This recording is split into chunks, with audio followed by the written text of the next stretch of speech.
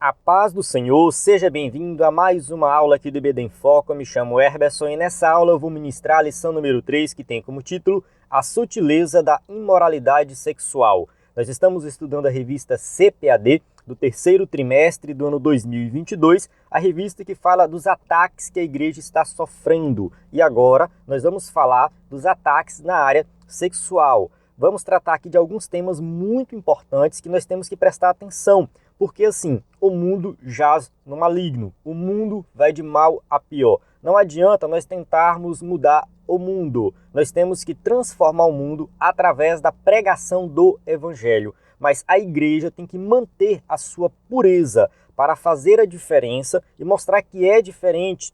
A gente tem que mostrar que o evangelho é transformador, inclusive nessa área sexual.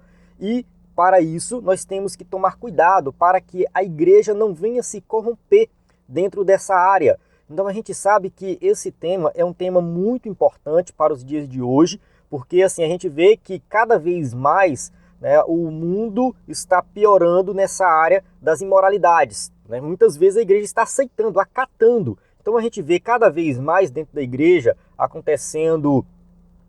no caso, não vou nem dizer divórcio, que é um tema que a gente vai tratar mais na frente, mas adultério. Muitas vezes nem resulta em divórcio. É até bom quando tem perdão. Mas o que tem acontecido muitas vezes é adultérios dentro da igreja e isso sendo tratado como normal. Isso é problemático, tá? Isso é muito problemático. Então a gente vai falar mais na frente dos resultados, das consequências do adultério, mas a gente tem que tomar muito cuidado, por quê? Porque o adultério não é normal, não pode ser normal. O casal ele tem que manter a sua fidelidade. Então a gente tem que tomar cuidado com isso, ensinar dentro da igreja sobre esse tema. A gente vai falar aqui também da fornicação, que é sexo entre pessoas solteiras, hein? A gente vai mostrar também que isso não pode ser tratado como normal, que o jovem tem que se conhecer, que os jovens antes de casar têm que experimentar para saber se vai dar certo. Não, isso não é assim, o mundo é, mas a igreja é diferente. Então a gente vai ver aqui dentro das escrituras como que isso deve ser tratado, o que a Bíblia diz acerca desse tema. E vamos também falar de um tema um pouco mais polêmico, que é a questão da homossexualidade. Um tema que está muito em evidência nos últimos dias, tem levantado alguns questionamentos e a igreja ela precisa tratar desse tema. E eu penso que aqui tem duas áreas a serem tratadas dentro da igreja. A primeira área é a questão de entendermos biblicamente que a homossexualidade é pecado. A gente precisa entender isso dentro das escrituras.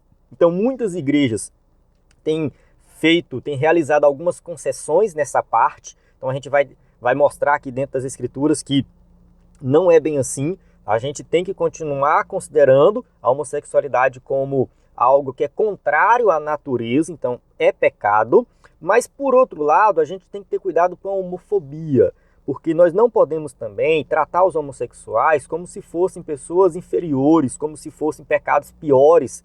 Não, a gente tem que entender que é só mais um pecado, como qualquer um outro, e o homossexual é uma pessoa criada por Deus, que Jesus morreu por essa pessoa também. A gente tem que amar, tratar, acolher, não deve tratar de diferente, como se fosse inferior. Então a gente tem que ver essas duas áreas aqui. Então vamos falar desse tema. É muito importante nós tratarmos disso. Então eu convido você a assistir essa aula até o final. Tenho certeza que vai ser uma bênção. Vamos passar aqui por cada tópico e subtópico da lição, explicando cada detalhe da lição. Você que é professor da EBD está convidado a acompanhar essa aula. Nós temos o conteúdo completo para você receber aí no seu WhatsApp. Você pode mandar receber subsídio aí no nosso número 94 98409 2869. Na descrição do vídeo no YouTube tem o link que você vai direto para o nosso WhatsApp. Então você recebe o nosso conteúdo totalmente gratuito, que são aqui a aula em vídeo, áudio, PDF e um treinamento para professores de EBD. Você não paga nada, esse conteúdo está liberado no site, nós enviamos no WhatsApp.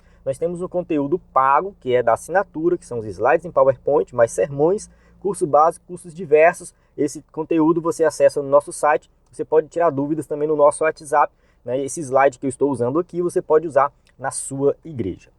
O textuário diz assim: fugir da prostituição. Todo pecado que o homem comete é fora do corpo, mas o que se prostitui peca contra o seu próprio corpo. 1 Coríntios 6, 18. Verdade prática, As Escrituras condenam toda forma de prática sexual fora da esfera do casamento constituído por Deus. Então, assim, quando Paulo coloca aqui fugir da prostituição, ele usa a palavra porneia, que faz referência a qualquer tipo de imoralidade sexual. Então, entra todos os tipos de imoralidades aqui dentro desse texto aqui, no caso da palavra porneia. Então, prostituição aqui não é uma referência à atividade de mulheres que são prostitutas, não é nesse sentido. Aqui é uma referência a qualquer tipo de pecado sexual. Então, esses pecados sexuais, eles são condenados nas Escrituras, porque o sexo é algo bom e maravilhoso, mas deve ser praticado dentro do casamento. Então, quando é dentro do casamento, é bênção de Deus. Então, a gente vai tratar desse tema na aula. Então, eu convido você a acompanhar aqui até o final. A leitura bíblica em classe está aqui em 1 Coríntios 6, de 15 a 20, uma parte dela. A outra parte em Romanos 1, 26 a 28. Então, eu convido você a assistir, que durante a aula a gente vai fazendo referência a essa leitura aqui, né, porque a gente pula para ganhar tempo no vídeo. Mas vamos lá. Vamos para a introdução, que diz assim: nesta lição, abordaremos questões relacionadas à sexualidade. Destacaremos que a revolução sexual provocou grandes mudanças na forma como a sexualidade era vista e praticada no Ocidente. Então a gente vai falar aqui dessa questão de que, com o passar do tempo, né, foi acontecendo mudanças na sociedade. A sociedade muda mesmo, tá? A sociedade ela vai sofrendo algumas mudanças e houve uma mudança nessa área sexual. Então, quando a gente fala da revolução sexual, alguns movimentos que trataram desse tema na década de 60. Tá? No tópico 1 a gente vai falar desse tema. Práticas antes vistas como pecaminosas e até mesmo criminosas passaram a ser tratadas com naturalidade e normalidade. Infelizmente, muitas dessas práticas que antigamente a sociedade como um todo via como algo errado, o aborto, a sociedade via como algo errado, o adultério como algo errado, a fornicação. Então, era assim, a sociedade como um todo já olhava para essas coisas e falava, não, isso aqui está errado, isso aqui não é o correto. No entanto, isso tem mudado. Hoje o mundo tem olhado para isso e visto isso como naturalidade, com muita naturalidade. As coisas erradas com naturalidade. Por exemplo, o sexo antes do casamento e entre pessoas solteiras, que era visto como fornicação, passou a ser uma prática cada vez mais aceita e tolerada. Então, no mundo de hoje, o sexo foi banalizado, perdeu-se o sentido do sexo, ao sexo que sempre foi considerado algo muito restrito, algo bom, mas que ser praticado dentro do casamento, com responsabilidade, duas pessoas realmente ali que tinham compromisso de constituir uma família. Isso era muito bem visto na sociedade antigamente. Hoje, infelizmente, não. Tá? Já é visto às vezes até como careta, como algo ultrapassado. Da mesma forma, o adultério, que já foi tratado como crime, também passou a ser visto com naturalidade, bem como a normalização da homossexualidade. Então são temas que a gente vai tratar durante a aula, não vou me alongar muito aqui na introdução para nós entrarmos aqui nos tópicos. Então o tópico 1 fala assim, a revolução sexual. 1.1, um novo paradigma para a sexualidade. O paradigma judaico-cristão moldou a cultura ocidental durante séculos. Dentro desse modelo cultural, os valores morais prevalecentes eram aqueles extraídos da Bíblia ou inferidos a partir dela. Então, assim, a nossa sociedade ela foi moldada pelas Escrituras. Pode-se dizer assim, mesmo quem não era crente seguia um padrão de vida ou seguia alguns valores morais, e esses valores morais eram pautados de forma direta ou indireta das Escrituras. Então, a Bíblia sempre foi um modelo, né, para determinar aí o comportamento moral da sociedade. Então, nesse aspecto, a sexualidade humana era vista como algo sagrado e que, portanto, deveria ser exercida dentro dos parâmetros estabelecidos por esse modelo. Então, quando se trata de sexo, a gente pode falar dos valores morais de uma forma geral, mas quando se trata de sexo, também dentro do que as Escrituras ensinam, aí sim também a sociedade ela tomava como base. Então a Bíblia servia como base também nesse modelo quando se tratava da questão sexual. Eu arrisco dizer, até mesmo assim, quando se trata de religião, a gente levar para o lado da Igreja Católica, tá? Porque a Igreja Católica ela exerce uma influência muito grande na sociedade, uma boa parte da população é católica.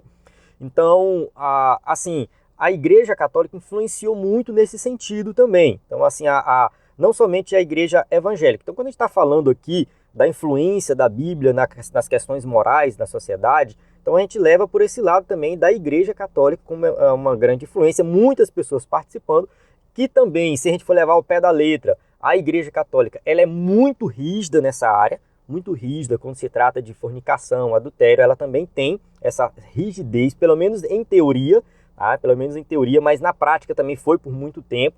Então isso ajudou a influenciar a sociedade como um todo.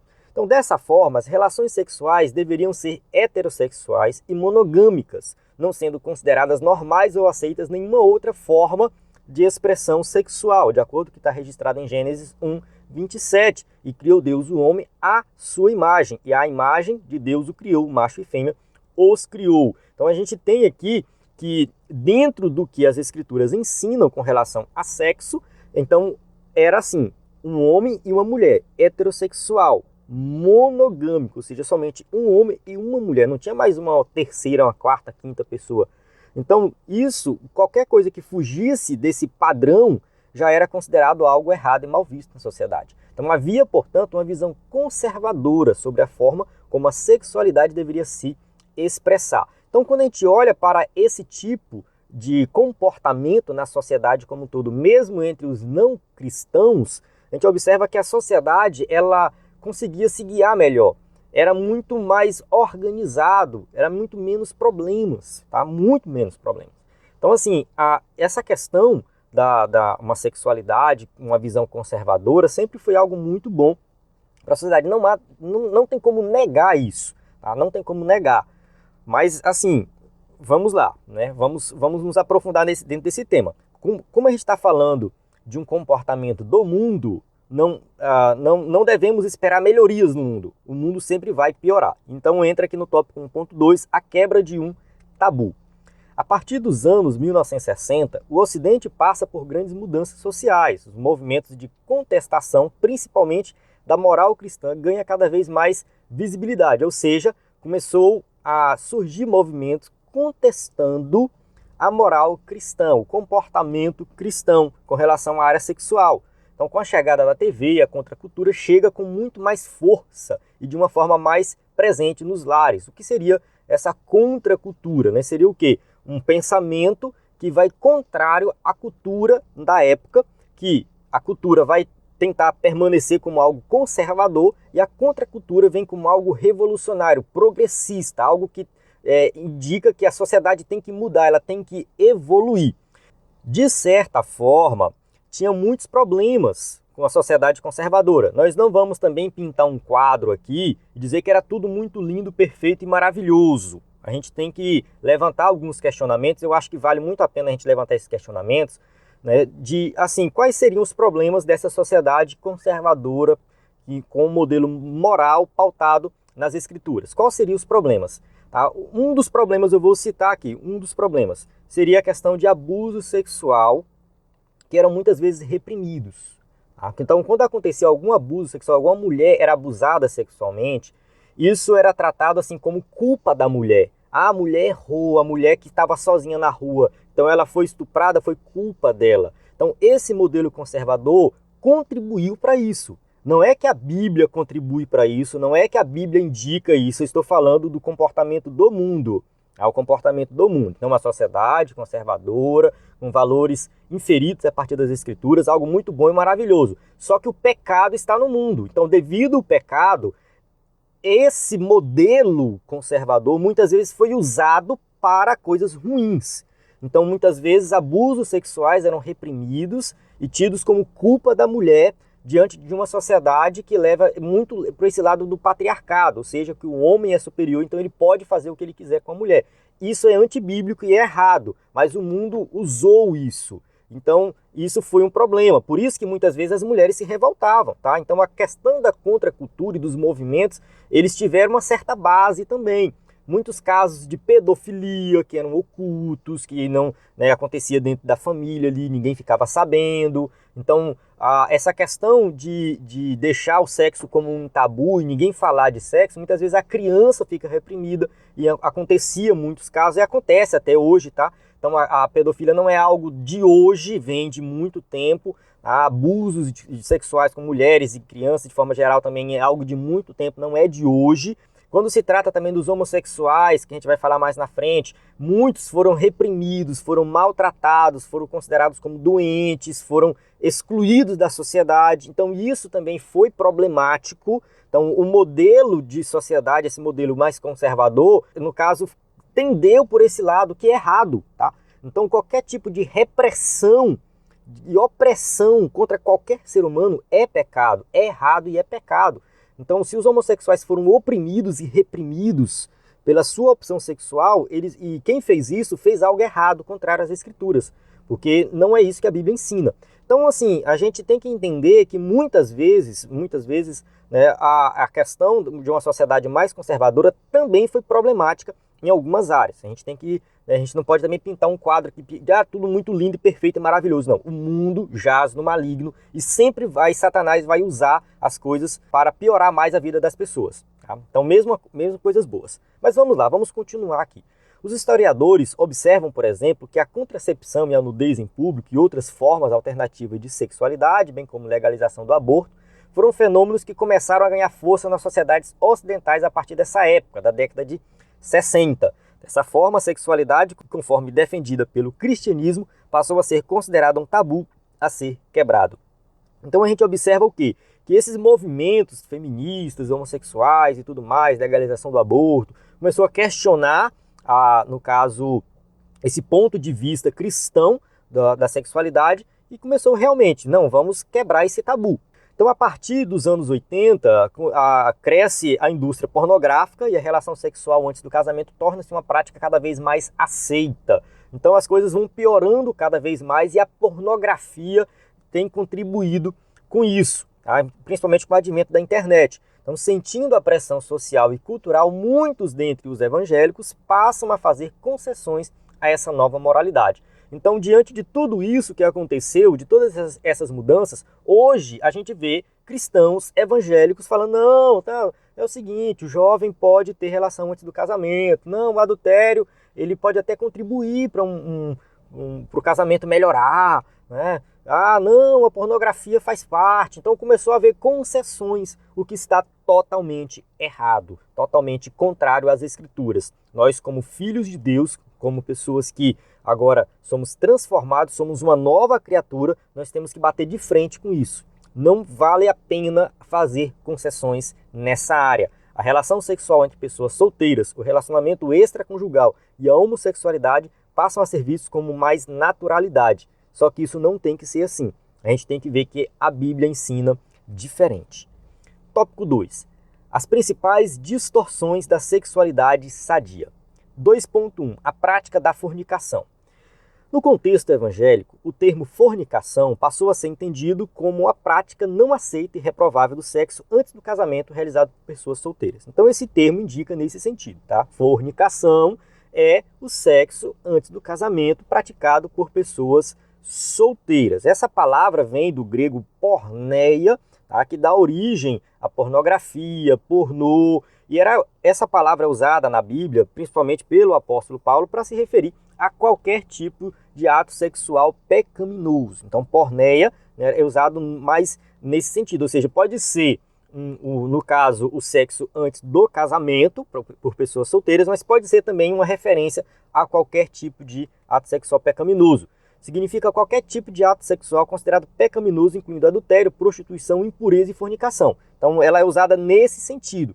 Mas a gente vai definir aqui a questão da palavra porneia, né, no caso, que é usado como fornicação e prostituição como sinônimos. A gente vai usar nesse sentido. Mas quando a gente falar aqui fornicação, a gente está se referindo o quê? A tradução da palavra porneia e uma referência ao sexo antes do casamento. Então, em 1 Coríntios 6,18, Paulo usa o termo com os sentidos de fornicação e prostituição, considerando como prática pecaminosa e extremamente maléfica para a vida cristã. Porque eu li lá no começo, tá? 1 Coríntios 6,18. Fugir da prostituição, todo pecado que o homem comete é fora do corpo, mas o que prostitui peca contra o seu próprio corpo. Então a palavra prostituição aqui, porneia, uma referência à fornicação ou qualquer outro pecado sexual. Então a gente tem que entender que a fornicação, ou seja, o sexo do jovem antes do casamento, ou de duas pessoas que vão se casar, vão se preparando para se casar, ou pessoas solteiras que não querem se casar, que não terem compromisso com o casamento, mas quero viver uma vida sexual livre, fazer o que eu quiser. Isso é problemático em vários aspectos, tá? Vários aspectos. Entra aí. Primeiro, a falta de responsabilidade, porque o sexo tem que ser algo responsável. Tá? Então, quando não tem responsabilidade ali numa relação sexual, não tem como se diz assim, uma união de duas pessoas que têm um compromisso de manter um relacionamento sério. Então a gente vê que isso pode acarretar alguns problemas. De um lado, principalmente do lado feminino, muitas vezes acontece depressão, a mulher se sente como um objeto, como algo que está sendo usado, muitas vezes não tem compromisso do homem, então ela realmente se sente usada. Acontece muitas vezes também doenças sexualmente transmissíveis, então as pessoas não se cuidam, mesmo que se cuidassem, tudo mais, né, tem vários problemas aí. Tá? A gente fala assim, então se usar a camisinha, então tá liberado. Não é bem assim também, tá? Não vamos levar por esse lado. Dentro da relação sexual sem compromisso, né, pode sair um filho também, que vai nascer de uma família totalmente sem estrutura. Então são vários problemas que Deus, quando fala que é pecado o sexo antes do casamento, não é porque Deus é do mal e Deus está querendo evitar que o ser humano desfrute do bom e do melhor da criação. Deus criou o sexo e agora está proibindo. Como assim? Não, Deus não está proibindo o sexo. Deus simplesmente está falando assim, olha, isso é coisa séria. Isso aqui é espiritual. Isso aqui tem a ver com o futuro de vocês. Isso aqui tem a ver com a mente de vocês, com o físico de vocês. Sexo é algo completo, é algo bom e maravilhoso. Então vocês têm que fazer isso da forma correta. Tem que usar o sexo da forma correta. Então, a proibição divina para o sexo antes do casamento não é porque Deus é do mal, mas é porque Ele cuida de nós, Ele tem preocupação com nós, então Ele quer que seja dentro do casamento, porque ali sim vai ter um homem, uma mulher responsável, que vai arcar com todas as consequências, que se tiver um filho vai criar esse filho. Então, assim, vai ser algo muito bom, algo realmente maravilhoso. A gente vai falar mais na frente, lá no tópico 3, dessa questão do sexo, a importância do sexo dentro do casamento. Assim, não faz muito sentido o sexo antes do casamento, ele traz muitos problemas. Então, qualquer argumento que venha dizer que não é errado, é um argumento totalmente antibíblico. De acordo com as escrituras, é errado sim. Aí o sexo tem que ser feito dentro do casamento. Esse negócio de dois jovens estar namorando, não, a gente tem que experimentar antes para ver se é compatível. Não existe isso. Um homem e uma mulher sempre vão ser compatíveis. Eles têm que aprender dentro do casamento. Irmãos, eu vou dizer uma coisa. Hoje eu tenho 8 anos de casado. E até hoje, nessa área sexual, eu e minha esposa, a gente está se descobrindo. Até hoje a gente está aprendendo coisas novas. Enfim, a gente está desfrutando ainda de novidades dentro da área sexual. Tá? Eu e minha esposa, a gente desfruta de novidades ainda. Então, o jovem achar que, porque a gente tem que fazer antes para saber, né, se é compatível, não existe isso. Tá? Isso é totalmente sem sentido, é um argumento do diabo para levar os jovens a fazerem sexo antes do casamento. Continuando, tópico 2.2, adultério não é crime, mas é pecado. Então, o adultério já foi considerado crime pela legislação brasileira, até a revogação da lei que o regulamentava. Então a própria lei dizia que o adultério era crime, tá? A traição era crime. Hoje não é considerado mais um crime, contudo, à luz da Bíblia, não deixou de ser um pecado. Então a gente tem que entender o seguinte, que nós, como participantes do reino, nós temos uma legislação própria. A nossa legislação são as Escrituras, é a Bíblia, o ensino de Jesus. Então, mesmo que a lei diga que o adultério está liberado, que você pode trair quantas vezes você quiser, que isso não é nenhum problema, você pode separar e casar quantas vezes você quiser, as Escrituras dizem diferente. Então, a gente tem dentro das Escrituras orientações totalmente contrárias ao que o mundo ensina. Então, a Bíblia Sagrada reprova veementemente a prática do adultério. Quando o rei Davi adulterou com Batseba, o profeta Natã, a mando de Deus, condenou de forma dura seu ato pecaminoso. Então, Davi foi ali chamado a atenção pelo seu pecado, pelo seu erro, ele teve que se arrepender. Então o adultério é pecado, tá? O adultério é pecado, mesmo antes da lei, mesmo fora da Bíblia, qualquer sociedade decente vai considerar o adultério como algo errado. Na literatura sapiencial, especialmente os provérbios, sobejam as advertências contra essa prática. Jesus e seus apóstolos condenaram o adultério. Vamos ver o que Paulo diz aqui em 1 Coríntios 6, de 9 e 10. Não sabeis que os injustos não hão de herdar o reino de Deus? Não erreis, nem os devassos, nem os idólatras, nem os adúlteros, nem os efeminados, nem os sodomitas, nem os ladrões, nem os avarentos, nem os bêbados, nem os maldizentes, nem os roubadores herdarão o reino de Deus. Então está bem claro aqui que os adúlteros, aqueles que traem, né, o marido que trai a esposa que trai o marido, esses não vão herdar o reino de Deus. Não estamos dizendo que não possa haver um arrependimento, uma mudança, aí é outra história. Eu traí, e agora? Se arrependa, peça perdão para Deus, perdão para o cônjuge, trate a situação de resolver a situação e abandonar esse pecado, porque quem vive nessa prática não vai herdar o reino de Deus. Tópico 2.3. Homossexualidade, uma contradição da ordem natural. Os cristãos que têm na Bíblia sua única regra de fé compreendem a homossexualidade como um comportamento adquirido e não como um determinismo biológico. Então a gente vai entrar aqui numa questão bem delicada, porque assim, quando a gente fala de homossexualidade, muitos vão levar por esse lado. Não, é biológico, a pessoa nasceu assim. Muitos vão falar, não, eu nasci assim, mesmo que eu quisesse mudar, eu não conseguiria mudar. Esse é o meu jeito de ser, foi determinado por Deus. Muitos vão até usar essa palavra, né? Foi Deus que me fez assim. Então eu não posso negar a minha própria natureza. Bem, vamos lá. Não há nenhum dado científico confiável que diga que a homossexualidade seja genética. Em outras palavras, não há como dizer que alguém nasce homossexual. Então é pouco provável que alguém tenha nascido homossexual. É pouco provável. Isso aqui é comportamento adquirido. A homossexualidade é um comportamento adquirido e vários fatores fazem parte desse processo. Por exemplo, o caso dos gêmeos idênticos comprova isso. A realidade tem mostrado e as pesquisas confirmam que há gêmeos em que um é homossexual e o outro não. Se a homossexualidade fosse genética, isso jamais aconteceria.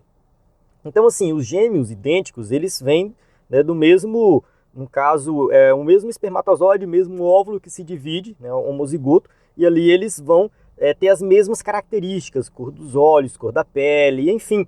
Tá? Os gêmeos idênticos, eles vão ser 100% compatíveis, geneticamente falando, e, nesse caso, né, se um fosse homossexual, o outro também seria, porque se fosse genético, né? Vamos colocar aqui, se a homossexualidade fosse genética, um gêmeo homossexual, o outro também seria homossexual. Isso não é verdade, tá? Isso não acontece na prática. Então tem muitos casos de gêmeos idênticos em que um é e o outro não. Então as pesquisas têm mostrado que a homossexualidade é um comportamento adquirido. Então a pessoa ela vai aprendendo, ela vai tendo contatos e de certa forma ela vai se assimilando aquilo, de repente ela resolve experimentar e aí de repente ela se torna um homossexual, ela se descobre homossexual, como eles costumam falar, né? Eu me descobri homossexual com tantos anos de idade e tal.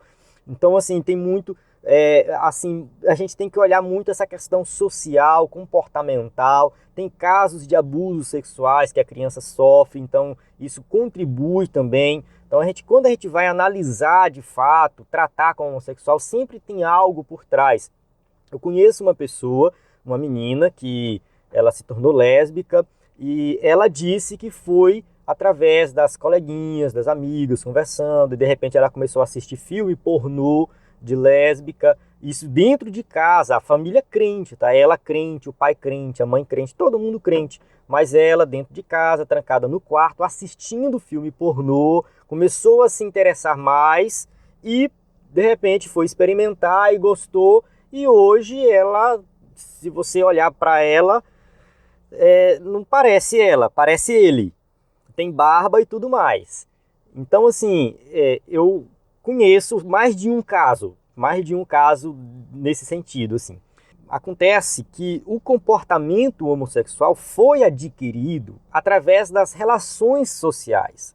A pessoa foi ali se envolvendo com um, com o outro e de repente se encontra naquele meio. Então, não vou dizer que é um caminho sem volta. Não, não é um caminho sem volta. A pessoa pode sim escolher um caminho diferente, ela pode optar por um caminho diferente. Mas como a gente está tratando aqui do mundo espiritual, tem que ter ali algo espiritual também para que haja libertação. Então, vamos lá. Assim, diante de tudo isso que eu falei aqui, já comprovando que não é genético, Assim, os cristãos conservadores que amam a palavra de Deus e o corpo de Cristo entendem que a reprovação da prática homossexual se dá por conta de ser contrária à ordem natural da criação, conforme registrada na Bíblia, e não fruto de preconceito. A Romanos 1,26, pelo que Deus os abandonou às paixões infames, porque até as suas mulheres mudaram o uso natural, no contrário à natureza. Então o texto de Romanos 1,26, o versículo, na verdade é bom você ler todo o capítulo 1 de Romanos, que a gente vai entender o seguinte, que o ser humano, por causa do pecado, se afastou de Deus e começou a praticar todo tipo de pecado. E Deus os entregou às paixões infames. Então aqui está bem claro que Deus deixou o ser humano tomar suas próprias decisões e por isso mudaram o uso natural, do contrário à natureza, homem com homem, mulher com mulher. Então eles estão se afundando cada vez mais no pecado. E se a gente lê os textos bíblicos que falam da questão da homossexualidade, lá no caso de Sodoma, a gente vai ver que ali realmente aquela população, aquele povo, o povo de Sodoma, era um povo que tinha práticas homossexuais. Está bem claro no texto, tá? Não tá errado, não. O texto está bem claro, tá? Que eles queriam conhecer aqueles homens, conhecer no sentido de ter relações sexuais. Então a gente vai para o Antigo Testamento, Levítico também tem condenação da homossexualidade, no Novo Testamento. Então está bem claro na Bíblia que é um comportamento adquirido que é pecaminoso. Deus pode transformar e mudar o coração, mudar a mente. Eu creio que muitas pessoas que estão me assistindo aqui já passaram por essa transformação. Tá? Eu creio. A gente tem muitos testemunhos na igreja de pessoas que viveram na prática homossexual, se converteram e abandonaram isso. A gente vai falar mais na frente, aqui no tópico 3, sobre como que a gente deve tratar o homossexual dentro da igreja. Isso é muito importante, porque a gente não tem que ser preconceituoso, a gente tem que evitar todo tipo de homofobia, opressão contra os homossexuais. A gente tem que ter muito cuidado com isso, porque apesar de ser um pecado, o homossexualismo é um pecado, a homossexualidade, no caso, melhor falando, é um pecado, e como qualquer um outro pecado. Então, se eu ando com quem bebe, se eu ando às vezes com quem adultera, se eu ando às vezes com quem mente, por que eu não posso andar com um homossexual? Como que eu vou ganhar um homossexual para Jesus? Então, a gente não pode também ter um comportamento homofóbico, achar que é algum pecado pior do que os outros. Não, não é um pecado pior do que os outros. Tá? São pessoas também que precisam, né, de serem transformadas pelo Evangelho. Mas a gente vai falar melhor mais na frente aqui. Tópico 3. O padrão bíblico para uma sexualidade sadia. 3.1. O sexo atende uma necessidade da criação. Uma das principais razões da prática sexual está associada à procriação. Tá? Isso aqui é uma das principais, não é a única e exclusiva. Só procriação? Não. Então Deus disse para o primeiro casal se multiplicar e encher a terra. Isso antes da queda, viu? Então antes deles pecarem, Deus já tinha falado para eles se multiplicarem. Então o sexo existe antes da queda. Então Deus criou o homem e a mulher e eles já tinham relações sexuais antes de pecar. Gênesis 1:28. E Deus abençoou e Deus lhes disse: frutificai e multiplicai-vos, enchei a terra e sujeitai-a, e dominai sobre os peixes do mar, sobre as aves do céu, sobre todo animal que se move sobre a terra. Então aqui a gente tem Deus falando com o homem e a mulher: vocês vão frutificar e multiplicar e vão encher a terra. Então isso aqui é algo que vocês vão fazer a partir de agora. Não foi depois da queda, mas foi antes da queda. Então isso aqui Deus já está dando essa ordem, né, para o ser humano. Então sem a procriação não haveria a perpetuação da espécie humana. Então o sexo, portanto, atende uma necessidade premente da criação. Então a gente tem que entender que o sexo, sim, ele tem um propósito primordial relacionado à procriação. 3.2. O sexo como complementação e satisfação. Além da procriação, o sexo deve atender à necessidade de complementação e satisfação. Ou seja, o casal ele vai desfrutar também do sexo como prazer, algo prazeroso. A Bíblia não condena a prática sexual quando ela é experienciada dentro dos limites que o Criador estipulou, o casamento. Mateus 19:5. E disse: portanto, deixará o homem, pai e mãe, e se unirá à sua mulher, e serão dois numa só carne. Aqui é uma pergunta, porque tem um contexto anterior que Jesus está falando com os fariseus ali, né, explicando sobre isso, mas o que Jesus está dizendo é justamente a origem do casamento. O homem vai deixar a sua casa, vai se unir à sua mulher, dois numa só carne, é relacionado à união sexual. Então, sexo é algo bom, maravilhoso. Deus criou para o ser humano desfrutar mesmo, tá? O sexo é algo realmente muito bom, mas tem que ser dentro do casamento. A maneira que o Criador deixou para guardar o casal contra suas mais diferentes formas de impureza, como a fornicação, o adultério e a homossexualidade, foi o sexo praticado dentro da esfera do casamento monogâmico e heterossexual. Então, essa foi a origem do sexo como Deus determinou. Então, o sexo tinha que ser dentro do casamento, um homem e uma mulher. Então, qualquer uso do sexo fora desse contexto constitui-se uma perversão, um pecado, e que a pessoa tem que se arrepender e praticar da forma correta. Contudo, convém dizer que o sexo no casamento não deve ser visto como um fardo, mas como um espaço no qual um se complementa no outro. Então, dentro do casamento, o sexo também não tem que ser visto como algo pesado, um fardo, algo obrigatório. Não deve ser visto apenas como um dever ou obrigação a ser praticado de uma forma mecânica e sem amor. Então, tem casais que vivem assim, irmão. Infelizmente, tem casais que parece que, tipo assim, vamos fazer para cumprir o nosso papel. Então, vamos fazer aqui só para dizer que fez e ponto final, tá? Depois cada um vive sua vida. Não é assim. É por isso que muitos casamentos têm se destruído. O casamento ele tem que ser desfrutado de forma plena, não é somente sexo, é companheirismo, é amor, é amizade, é estar os dois juntos, realizando tarefas juntos, comprando presente um para o outro, cuidando, saindo para passear, curtindo. Então o casal ele tem que começar a pensar em estratégias diferentes para apimentar a relação, para relembrar os velhos tempos, né? E ter o sexo como algo que complementa ali, algo maravilhoso, algo bom, que é desfrutado pelo casal, que satisfaz o casal, tá? Que o casal saia feliz na relação sexual, não é só um que vai ser ali satisfeito. Então o sexo não é só para satisfazer o homem apenas, ou a mulher apenas, mas é o casal. Então o casal tem que procurar meios de usar o sexo para que a relação seja algo bom e maravilhoso, tá? Um espaço que realmente ali entre o casal, que um complementa o outro, tá? Deve ser feito com amor, de forma que o casal se sinta satisfeito e realizado. Olha só o que diz Provérbios 5, 18 e 19. Seja bendita a sua fonte, alegre-se com a esposa da sua juventude, gazela amorosa, corça graciosa, que os seios de sua esposa sempre o fartem de prazer e sempre o embriaguem os carinhos dela.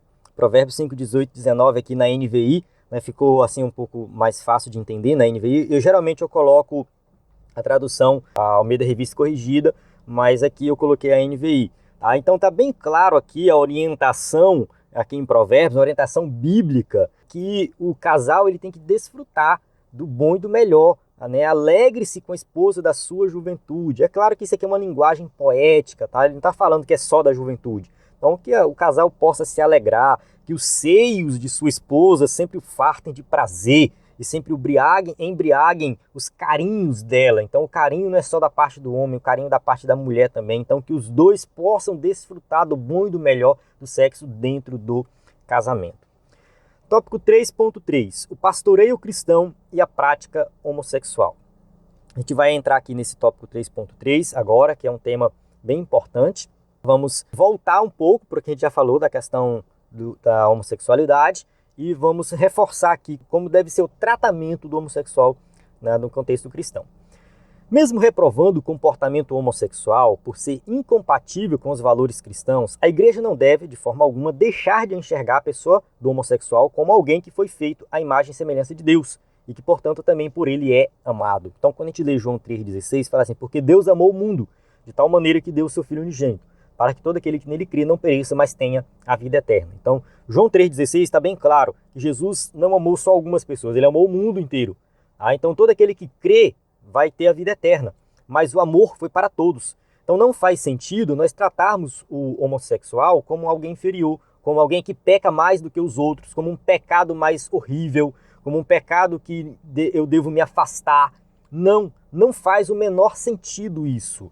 Então se você tem um colega homossexual, um colega de trabalho, um colega de faculdade, de escola, se aproxime dele, converse, faça amizade, vá na sua casa, tenha um relacionamento próximo do homossexual, porque é assim que você vai ganhar ele para Jesus.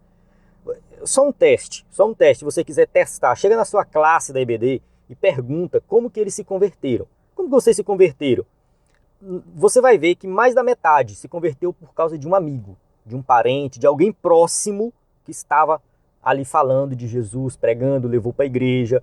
Então, as pessoas se convertem assim, quase todo mundo. Uma vez eu vi uma palestra daquela escritora Marlene Lefebvre, que já tem vários livros publicados pela CPAD, um evento da CPAD. Ela perguntou, as pessoas levantaram a mão, um evento que eu participei no Rio de Janeiro, acho que foi 2017, 2016, 2017, não estou lembrado direito. Ela palestrou e ela fez essa pergunta lá, como que vocês se converteram? Quem é que se converteu, no caso, por causa de um amigo, de um parente, de alguém próximo? Quase todo mundo levantou a mão. Então, como que a gente vai ganhar os homossexuais se a gente se afasta deles? Não faz sentido isso. Então, a gente não tem que tratar o pecado da questão da homossexualidade, o pecado relacionado à homossexualidade, né, como um pecado pior do que os outros. Porque a gente anda com pessoas que pecam de todo tipo. Por que não vamos andar com um homossexual? Então, para ganhar para Jesus, a gente tem que olhar nesse sentido. E a igreja, às vezes, tem que fazer uma reflexão do que aconteceu no passado com os homossexuais, que eles foram muito perseguidos, e são até hoje. Então, muitas vezes, hoje, eles já sofrem algum tipo de perseguição, sofrem algum tipo de violência, e a igreja tem que ser contrário a isso. A igreja tem que ser contrária a todo tipo de perseguição, todo tipo de violência, todo tipo de opressão contra qualquer pessoa, inclusive contra os homossexuais. Então, o que aconteceu na década de 60, de 50, 60, que os homossexuais eram perseguidos pela sociedade como um todo e pela própria igreja também, a igreja apoiou isso, tá? Foi um pecado, foi um erro. Tá? A gente tem que olhar para o passado e reconhecer os nossos erros. Então, mesmo que tenha sido desbotada pelo pecado, contudo, nenhum homem ou mulher deixou de ser a imagem de Deus e, como tal, deve ser visto e respeitado como pessoas. Então, não faz o menor sentido um cristão fazer acepção de pessoas, considerar alguém como inferior. Não faz sentido. Somos imagem e semelhança de Deus. Manchados pelo pecado, tudo bem, errados, mas qual a diferença de nós para o restante do mundo, os ímpios? É que nós fomos alcançados por Cristo, pela graça de Deus, pela misericórdia de Deus. Então, será que as outras pessoas também não têm que ser alcançadas? Então a igreja, portanto, não deve rejeitar o homossexual, como não deve rejeitar as demais pessoas que agem de forma contrária aos valores cristãos. Então, a gente tem que ser mais flexíveis nesse sentido e ter uma abertura maior para que os homossexuais possam frequentar os nossos cultos. Tenho e já tive no passado e tenho amigos homossexuais que, no caso, não se sentiram assim constrangidos em ir para a igreja comigo. Tá? Eu tinha uma colega minha que a gente saía muito junto, às vezes a gente ia para o cinema junto, e ela era lésbica, tá? Tinha uma namorada e tal. Às vezes a gente saía junto, ia pro shopping, ia pro cinema, e depois eu chamava ela para ir pra igreja. Ela ia pra igreja comigo de boa, assistia o culto, participava, achava muito bom. Então, assim, a gente tem que ter essa abertura, porque, né, se nós não tivermos essa abertura, eles não vão frequentar os nossos cultos, não vão ouvir o evangelho, e vão estar sempre fechados para o evangelho, e a culpa vai ser nossa. A culpa é nossa, porque a gente não está sabendo pregar o evangelho para o homossexual.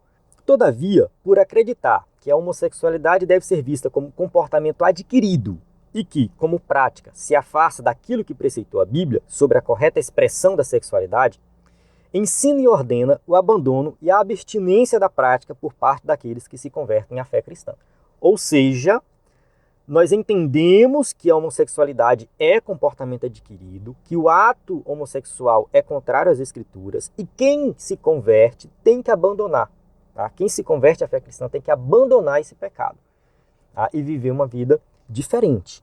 Se a pessoa for ter uma vida sexualmente ativa, ela tem que, no caso, abandonar a prática homossexual e ser heterossexual. Tá? Isso é a orientação bíblica. Então, a igreja crê e defende que qualquer forma de expressão sexual fora do casamento ou praticada por pessoas do mesmo sexo é mostrada nas Escrituras como pecaminosa. Então a gente tem que entender que a Bíblia vai ensinar isso, que é uma atitude pecaminosa. Por outro lado, acredita que o evangelho é poderoso para transformar todo o que crê em Jesus como Salvador. E isso inclui os homossexuais.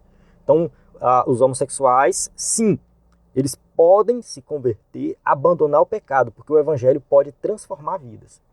A gente não deve esquecer também, mais uma vez, que a homofobia também é pecado. Então, eu tenho que falar isso aqui o tempo todo.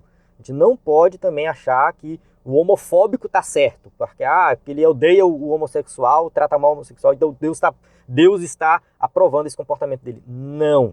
Tá? Jesus também cura a homofobia. A gente pode colocar nesse sentido assim. Certo? Então chegamos na conclusão da nossa aula. Vamos lá, né? Vou ler aqui a nossa conclusão. Nesta lição aprendemos sobre 3 dos principais desvios do modelo de sexualidade bíblica: a fornicação, o adultério e a homossexualidade. Essas 3 práticas pecaminosas têm ganhado cada vez mais espaço na sociedade nas últimas décadas. Muitos crentes têm negligenciado o ensino bíblico e também se rendido a essas sutilezas pecaminosas. Qualquer prática sexual fora do modelo bíblico traz consequências morais e espirituais. Deus quer que vivamos o sexo no padrão por ele estabelecido, o que de fato vai nos fazer realizados e plenificados. Então, a área sexual é uma área que tem sido banalizada na nossa sociedade. O sexo, ele tem sido muitas vezes tem 2 extremos, né? Tem um extremo aí que é a banalização e tem um outro extremo que é trata o sexo como um tabu, algo que não deve ser, né, discutido, debatido, e muitas famílias cristãs têm se fechado para esse tema e os filhos não têm acesso a esse conhecimento. Então, por causa disso, os filhos vão procurar informação com relação a sexo através de vídeo pornô dos coleguinhas, e por isso que tem surgido dentro das famílias cristãs muitas perversões sexuais. Então, às vezes a pessoa permanece na igreja, mas tem uma prática homossexual, permanece na igreja, mas pratica fornicação, está escravo da pornografia. Então, assim, a gente tem que evitar os extremos. Então, tratar o sexo como algo bom e maravilhoso, a família tem que debater esse tema dentro de casa, tem que ensinar, os pais têm que ensinar para os filhos, e nós temos que ter um ensino bíblico pautado nas escrituras sobre este tema. Aí eu vou encerrar aqui a aula. Durante a semana eu vou captando as dúvidas dos irmãos, vou gravar depois o vídeo de destaque. Nesse vídeo de destaque eu vou fazer uma análise mais detalhada de algumas passagens bíblicas quando se trata desses pecados sexuais aqui, tá? Que a gente segue a revista. Claro, tivemos muitos versículos bíblicos, mas eu vou mostrar mais versículos bíblicos dentro desse tema que a gente, né, já tratou aqui, e a gente vai se aprofundar mais nesse tema. Então, qualquer dúvida você deixa aí nos comentários ou entre em contato conosco pelo WhatsApp. Então, aqui a gente tem as perguntas para quem vai usar o slide na igreja, certo? Então, eu encerro aqui.